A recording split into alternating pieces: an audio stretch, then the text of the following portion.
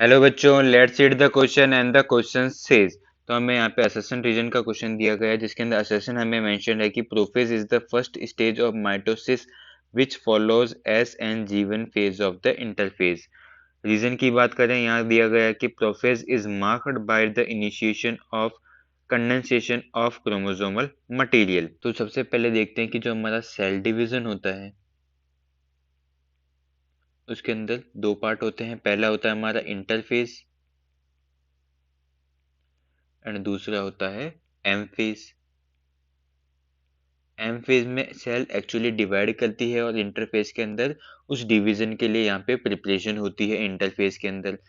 Interphase के दौरान क्या होता है कि पहले सबसे पहला आता है हमारा जीवन फेज, देन आता है एस फेज या फिर सिंथेसिस फेज जहाँ पे डीएनए रेप्लिकेशन होता है, फिर आता है G2 फेज, फिर आता है हमारा एम फेज या फिर माइटोटिक फेज। इस एम फेज के अंदर भी सबसे पहला होता है हमारा प्रोफेज,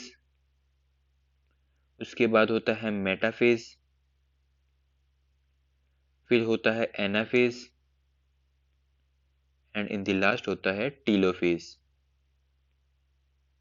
तो असर्शन में दिया गया था कि prophase is the first stage of mitosis. तो ये बात सही है कि फर्स्ट स्टेज ऑफ माइटोसिस हो रही है, एम फेज की फर्स्ट स्टेज है, विच follows S and G one phase of interphase.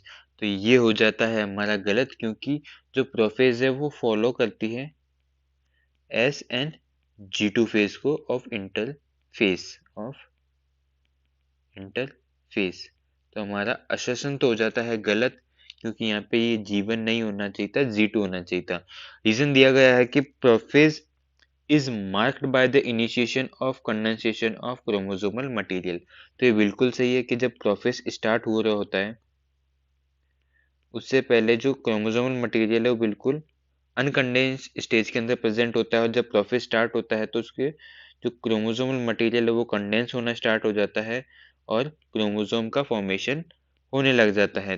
तो जो प्रोफेज है उसकी जो कैरेक्टरिस्टिक है वो यही है कि उसका जो इनिशिएशन है वो मार्क्ड होता है by the condensation of chromosomal material. तो हमारा रीजन यहाँ पे करेक्ट है, बट रीजन न तो एक्सप्लेनेशन है करेक्ट असर्शन का और ना ही असर्शन यहाँ पे हमारा सही है। तो हमारा करेक्ट आंसर है वो हो जाएगा ऑप्शन डी, जो कहता है कि if assertion is false but reason is true. Hope you understood it well. All the best.